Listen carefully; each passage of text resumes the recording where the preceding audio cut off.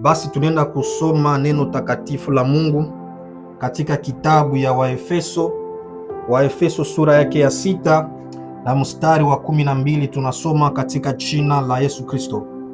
Biblia inasema hivi: kwa maana kushindana kwetu si juu ya damu na nyama, lakini juu ya falme na mamlaka, juu ya watawala wa ulimwengu wa giza hili, juu ya majeshi ya pepo wabaya katika pahali pa mbingu. Amen.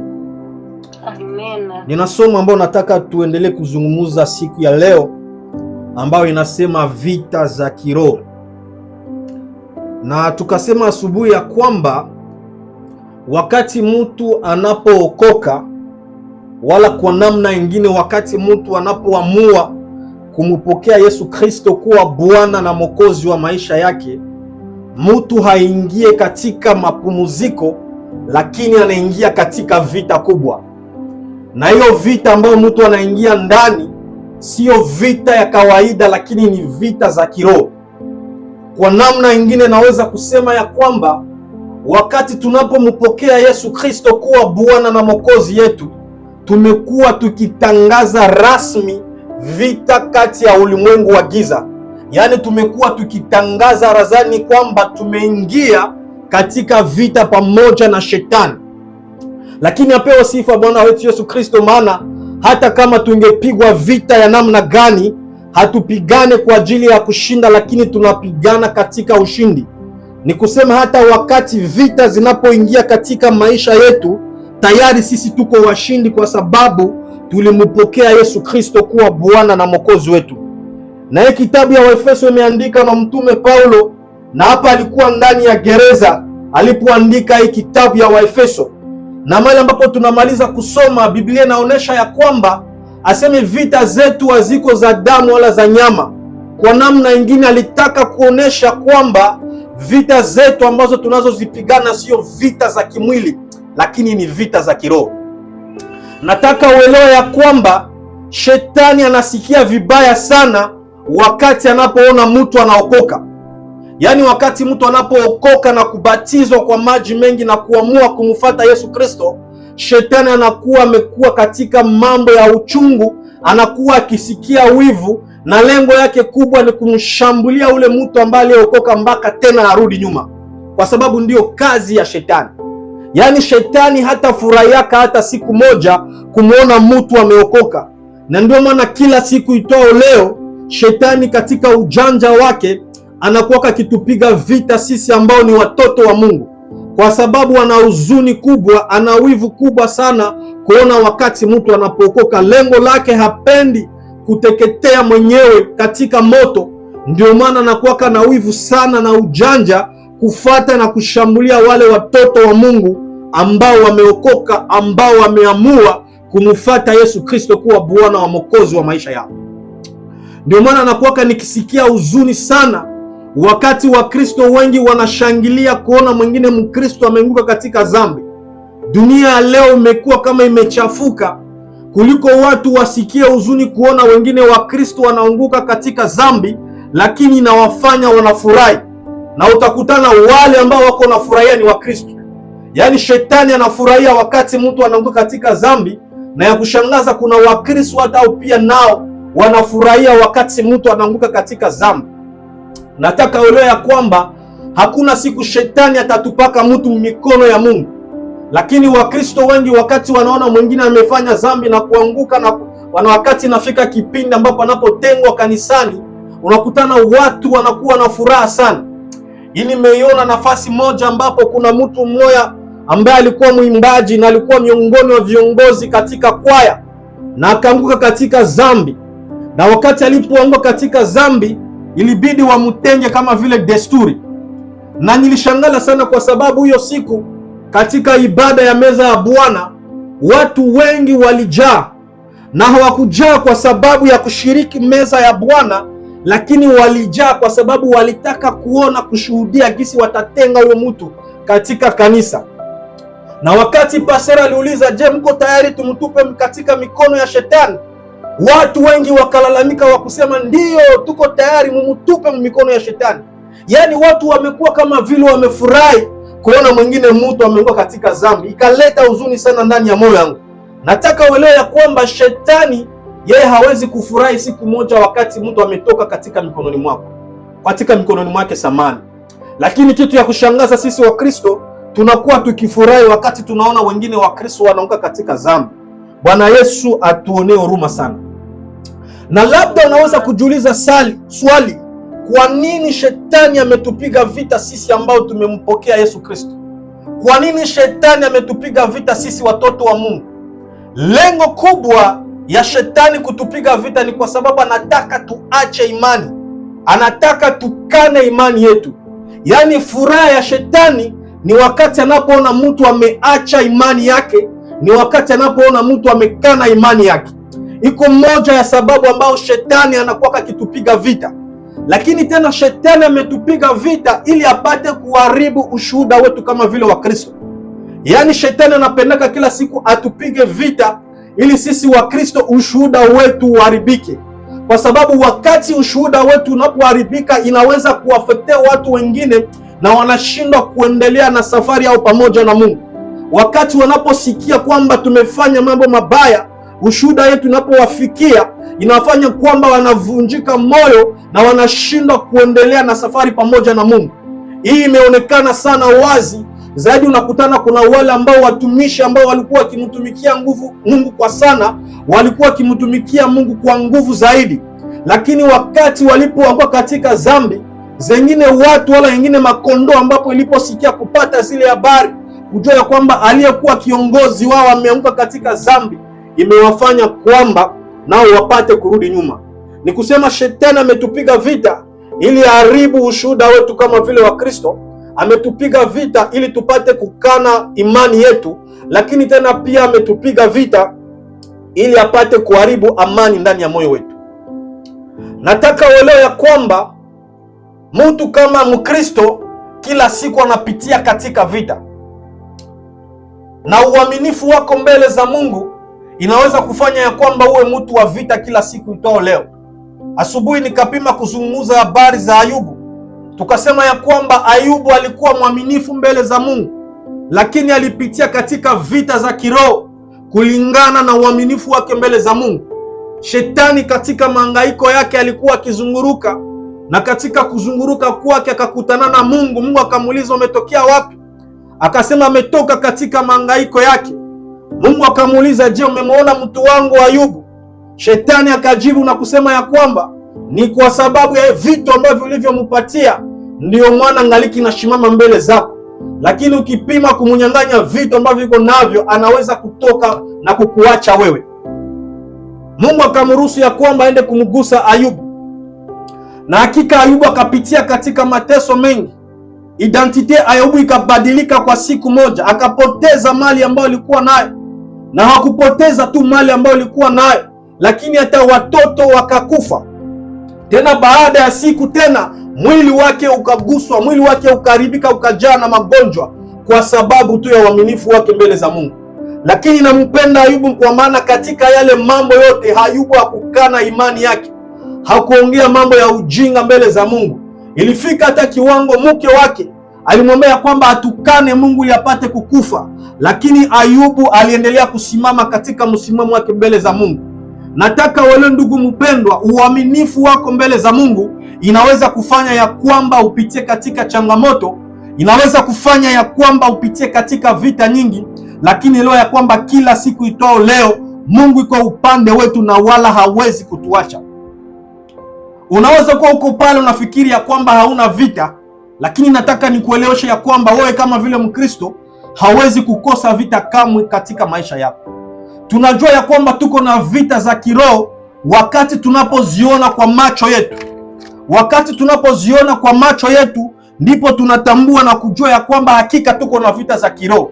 Lakini kabla hujaziona kwa macho yako, nataka uelewe ya kwamba wewe kama vile mtoto wa Mungu hawezi kosa vita za kiroho. Na ni vizuri sana kujua ni vita gani ya kiroho ambayo unapitia ndani, ili ujue ni namna gani utapambana nayo. Unapaswa kuikala na kuchunguza na kuangalia ni nini ambayo haiendeke katika maisha yako, ili ujue namna gani utapigana nayo. Na shetani katika ujanja wake Mara kwa mara wakati anakuwa akikutafuta katika njia tofauti na anakukosa, kuna vita ambazo anakuwa akileta mbele zako kwa macho yako na kwa akili yako. Unaweza fikiri kwamba ni vita za kawaida, kumbe sio vita za kawaida.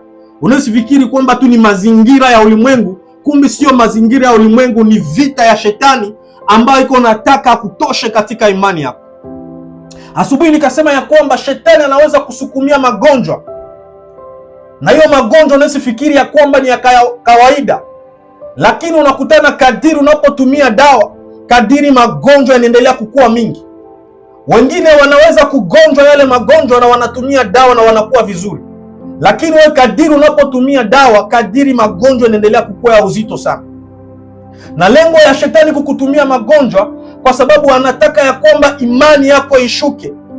Anapenda ya kwamba usipatake tena nguvu ya kwenda kanisani. Anapenda kwamba usipatake tena nguvu ya kufanya kazi katika maisha, kwa sababu wakati shetani anaposukuma magonjwa katika mwili wako, kuna ndoto ambazo hawezi tena kurealize katika maisha yako. Kuna ndoto ambazo ungependa ufanyake katika maisha yako, lakini kwa sababu ya afya kuzorota, unashindwa kurealize ndoto zako kwa sababu ya magonjwa ambayo shetani ametuma ndani ya mwili wako.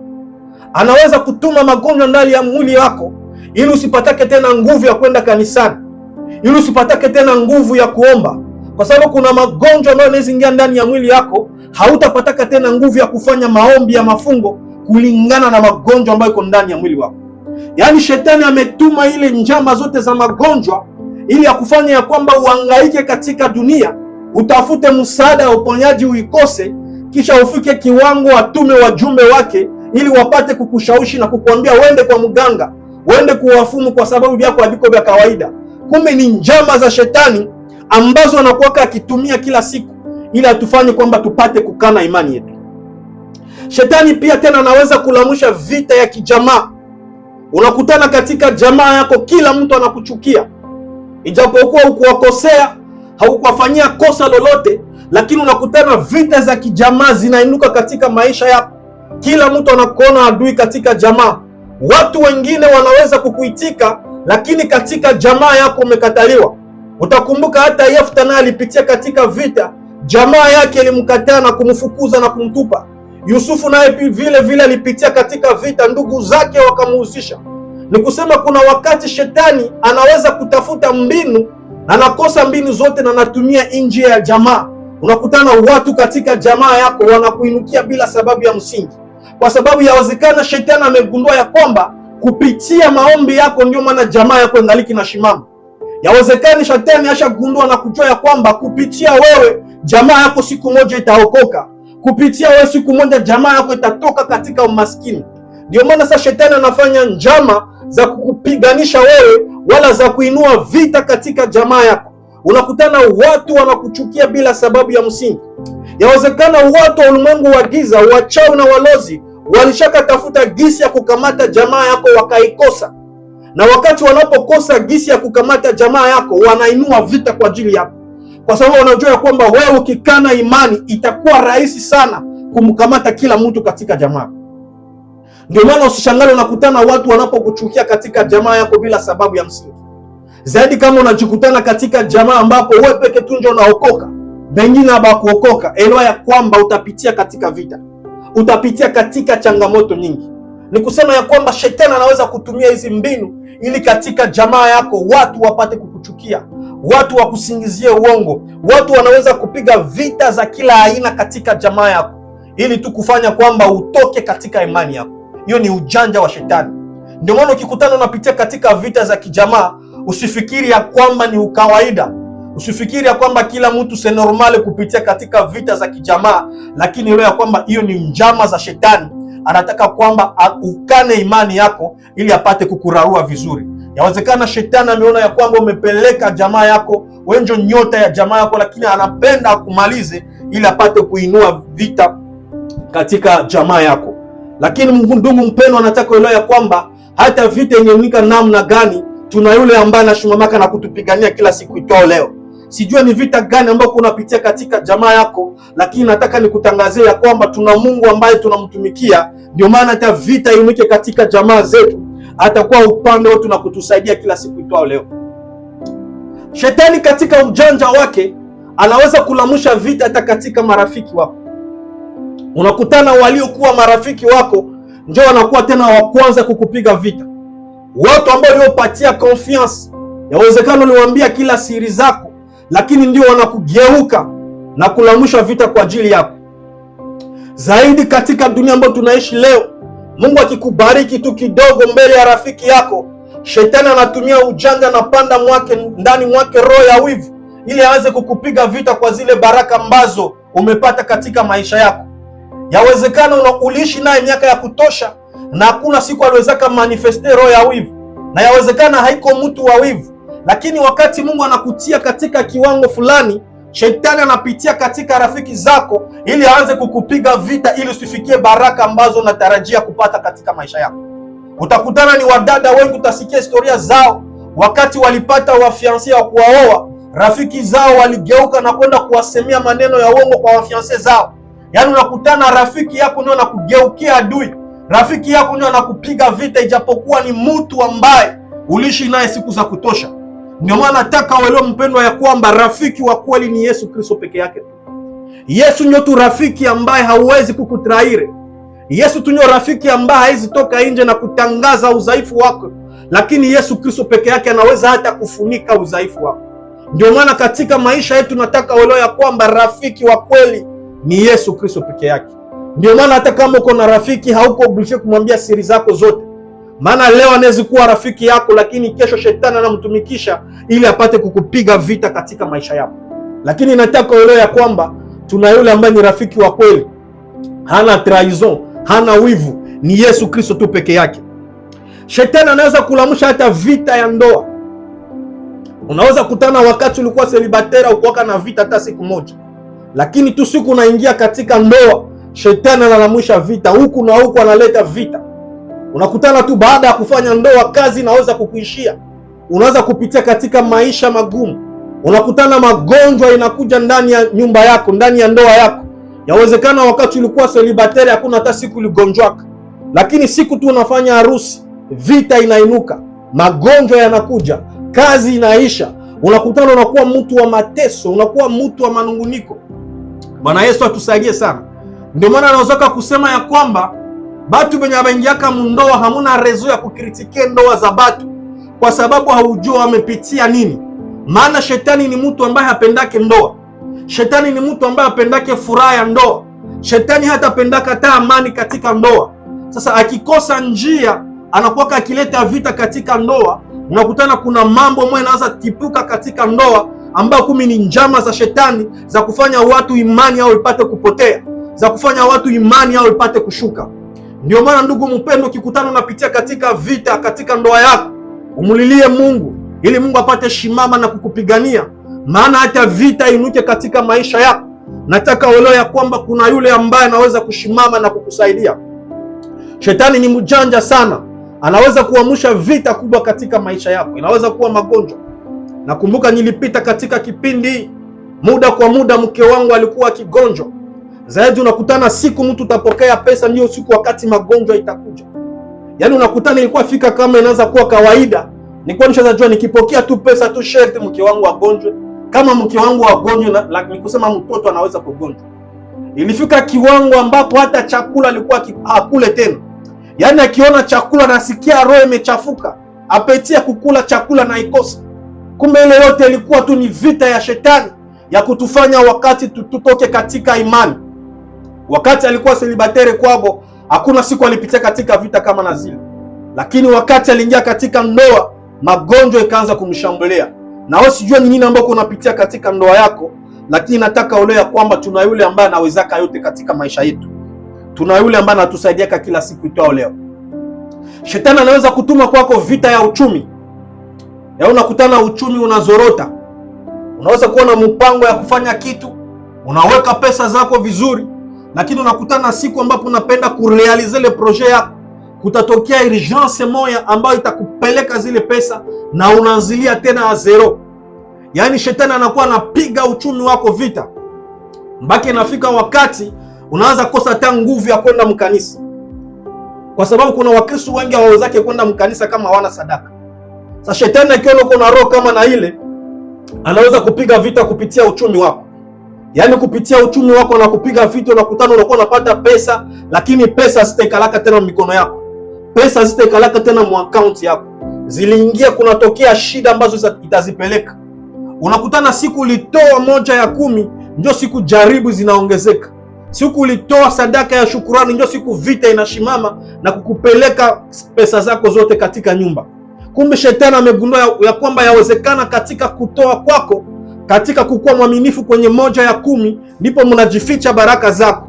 Sasa shetani atashimama na kukupiga vita katika uchumi, ili wakati unapopata pesa zote zikuwe zinaenda zinaisha na hutaelewa zilisha namna gani. Kumbe ni ujanja wa shetani ambao anaweza kuwa akifanya kwa ajili ya maisha yako, ili akufanya ya kwamba upate kukana imani yako. Lakini kuna kwaka zingine vita ambazo unakutanaka watu wanakuwa wakineglige. Ni vita za kutoka katika kiwango moja na kuenda katika kiwango kingine. Unakutana kuna kwaka mara kwa mara Mungu anaweza kufungula baraka katika maisha yako, lakini kusudi ufikie katika zile baraka, unakutana hapa katikati kuna vita kubwa ambayo itainuka ili kufanya ya kwamba usipate kufikia katika baraka zako. Unaweza ishi na mpendo wako siku za kutosha, na wakati inafika kiwango ambapo Mungu anaanza fungua milango katika maisha yenu, unakutana incomprehension inakuja, hamtajua unatokea namna gani. Unaweza kuweka pesa ili siku moja utoke katika maisha ya kupanga, lakini siku naenda kuuza nyumba wala siku naenda kuuza parcel, unakutana kunatokea zaruba moya, kunatokea vita moya ya kukuzuia ili usipate kufikia katika lengo zako. Yaani kuna vita za kutoka kiwango kwenda katika kiwango kingine. Yawezekana mbele ufike nafasi ambapo umefika leo, kuna vita ambayo iliinuka kwa ajili yako, kuna majaribu ambayo iliinuka kwa ajili yako. Na wakati utakuwa ukiona mambo kama na hii, nataka uelewe ya kwamba sio mambo ya kawaida. Hiyo ni vita ya mwovu ibilisi ambayo anakuwa akituma kwa ajili yetu ili atufanye ya kwamba tupate kukana imani yetu. Ziko vita nyingi. Anaweza kutuma hata udhaifu ya maombi. Unakutana huko mtu ambaye ulikuwa kaa ukiomba, lakini unaanza kuwa na uzito wa kuomba. Unakutana kila wakati unapoomba unasikia uzito moja hivi, unasikia udhaifu moja ambao utaelewa. Utakutana tu uliingia kukitanda na hutajua uliingia kukitanda namna gani bila kulala. Kumbe shetani anajua ya kwamba katika maombi ndipo mnajifuta siri za nguvu zako, na atakuwa akisukuma nguvu ya udhaifu ya maombi. Unakutana unakuwa mtu ambaye haombake tena. Unaweza kupanga mpango ya maombi, unaweza kusema kwamba ndafanya maombi ya mafungo, lakini unakutana siku moja unashindwa kufanya maombi. Kumbe tayari shetani alishasukuma ndani mwako vita ya udhaifu ya maombi. Ni kusema shetani ana ujanja nyingi ya kusukuma vita za kiroho kwa ajili ya maisha yako, ili apate tu kutoa katika imani yako. Ndio maana wakati unapoona unapitia katika vita tofauti katika maisha yako, kama vile Mkristo, usizikamate za kawaida, lakini nataka uelewe ya kwamba ni njama za shetani, ni vita za kiroho ambazo shetani anaweza kutumia samani ili apate kukutosha katika imani yako. Lakini nataka tuongee gisi ya kupigana vita za kiroho. Katika kitabu wa Efeso ambao tumesoma, ukiendelea kwa ile mstari ya 13, Biblia inasema ya kwamba aseme tuzivae silaha zote za Mungu ili tupate kushindana na mwovu ibilisi. Yaani tunaalikwa kuvala silaha zote za Mungu kama vile watoto wa Mungu ili tupate kushindana na mwovu ibilisi. Na silaha zote za Mungu ni nini? Silaha ya kwanza ni kuwa mtu wa ukweli. Katika ukweli wako unaondoa uongo wote wa shetani. Usiwe mtu wa kutatarika, usiwe mtu wa kusema hiki na hiki, lakini ushimame katika ukweli wako. Ushimame katika uaminifu wako. Shimama katika ukweli wako. Hata vita ingeunika namna gani, unahitajika kushimama katika ukweli. Uwe mtu wa haki. Haki nao ni silaha ambayo unaweza kufanya ya kwamba ushinde ule mwovu ibilisi, wala ushinde nguvu zote za giza za kiroho. Maisha safi mbele za Mungu inaweza kufanya ya kwamba uwe mshindi katika vita zote za kiroho ambazo zinaweza kukuja katika maisha yako. Unahitajika uwe mtu wa haki mbele za Mungu, lakini pia mtu wa injili na imani. Maana katika kupitia imani yako, katika kusimama katika wokovu, ni moja ya vitu ambavyo inaweza kufanya ya kwamba uwe mshindi wakati vita za kiroho zinakuwa zikishimama kwa ajili ya maisha yako. Shimama katika wokovu, shimama imara katika wokovu, na Mungu ataonekana akishimama na kukupigania kila vita zote ambazo zinaweza kushimama mbele zako. Elewa ya kwamba wokovu wako inakulinda na kukusaidia na kukutetea katika vita zote za kiroho ambazo zinaweza kushimama mbele yako. Lakini pia kumbuka kuweka moyoni mwako neno la Mungu. Neno la Mungu ndani ya moyo wako ni silaha kubwa ambayo inamwangushaka shetani kila siku itoa leo. Ndio maana utakumbuka hata Yesu Kristo, ukisoma katika kitabu ya Mathayo 4 ukianza kumstari wa kwanza hadi 11, utaona zile habari za Yesu Kristo baada ya kumaliza maombi ya siku 40 ya mafungo. Shetani alikuwa akimjaribia, lakini Yesu Kristo alikuwa anamwambia kwamba imeandikwa, imeandikwa, imeandikwa. Ni kusema kuna zingine vita ambazo zitakuwa zikishimama kwa ajili ya maisha yako, na wakati unafanya reference kwa ajili ya neno la Mungu, wakati unafanya reference katika kuweka neno la Mungu moyoni mwako, katika kufungua Biblia na kusoma, inaweza kufanya ya kwamba uwe mshindi katika zile vita ambazo zinaweza kushimama katika maisha yako.